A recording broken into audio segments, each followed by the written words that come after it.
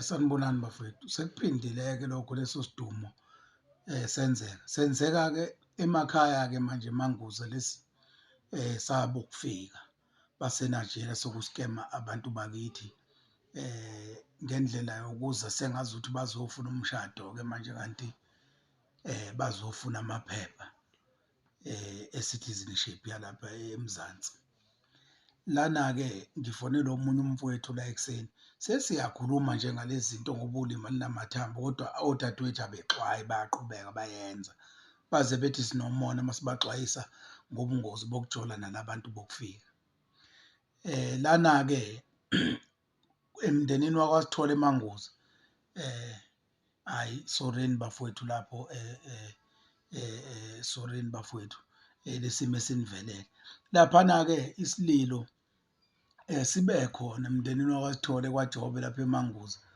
Ngesikhathi-ke umkhwenyana wasezweni laseNigeria ongowokufika la eMzansi efika khona ezolobola ngemali ewumgunyathi ewu-40,000. Ufike walobola umkhwenyana ngaleyo mali ukuthi ize itholakale-ke le mali ukuthi ayikhona umgunyathi itholakala ngoba umama wentombi le ekade izolotsholwa eseyithathile le mali eseyothenga ngayo ey'tolo thizeni. Bese kutholakala ukuthi uphethe isamba nje impela esama-fake sonke lesamba. Wafika-ke lapho esebizelwa-ke abomthetho ayisemkhalela-ke amasongo kaSigonyela.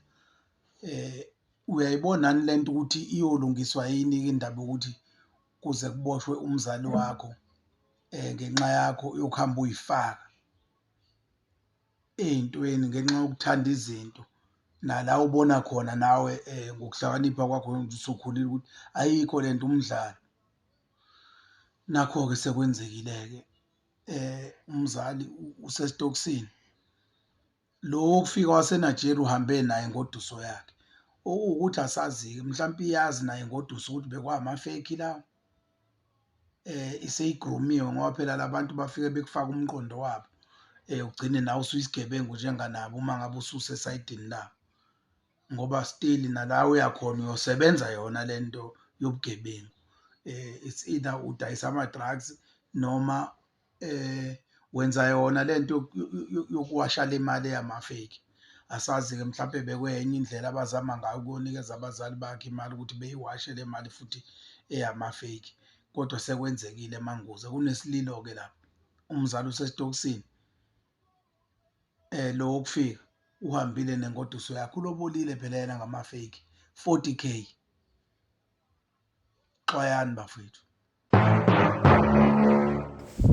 Hello Mzansi, welcome to Mgosi Mzansi. If today is your first time visiting this channel, please do the right thing and click the subscribe button, and also don't forget to smash the like button.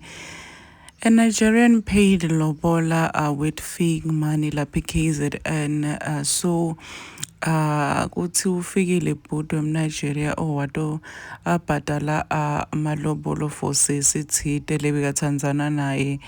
Uma kafika wafika nesamba semali yemgunyato, imali ye-Hong Kong, wabhadala ngayo umalobolo, wathatha umfati wakhe bahamba, wasala make nemali aye-fake, wayesitolo make naleyo mali owayenda shopping. Makafika ubhadala ngaleyo fake, bambitela amaphoyisa, sikhuluma nje uyabhadla esitokisini. So people are saying ukuthi kunini senikhuda ngema-Nigeria nalabantu beqhamuka ukuthi ningavumi, these people doesn't love you, labakufuna konje batufunele citizenship or bakuthathe bayokusebenzisa whatever labayokusebenzisa yona elemaveni abo.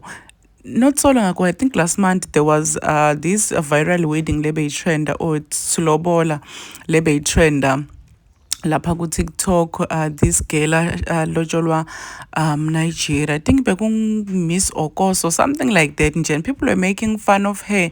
Lapha ma comment section balabaning, they were dragging the girl saying ukuthi unika mfana citizenship, unika Nigeria citizenship. Some people were even making fun lapha ma comment sections bakhuluma nje into leti snacks ugeli owalokwa aphendula akwada ukuthi why are people dragging her lapha ma comment section endlini babathe bantu oh siyakhuda sithi like you must be careful of lama Nigerians lawo. Some people were even saying ukuthi kwenteke futhi nje awukwati nasekhaya kubo, so people nje were saying ukuthi kanti hlahla niyophuma nini kuma Nigeria kusasa udobe ufuna lana sithi justice for zibani zibani kusasa uyafika lana story time about ku data i-Nigerian guy kube siyanikhuda sithi phumani ema-Nigerian oh niyaskwatela. Please do comment what you think below down in the comment section. Don't forget to hit the notification bell so that you can be notified whenever I upload a new video. This is the end of my video. I am signing out. Goodbye.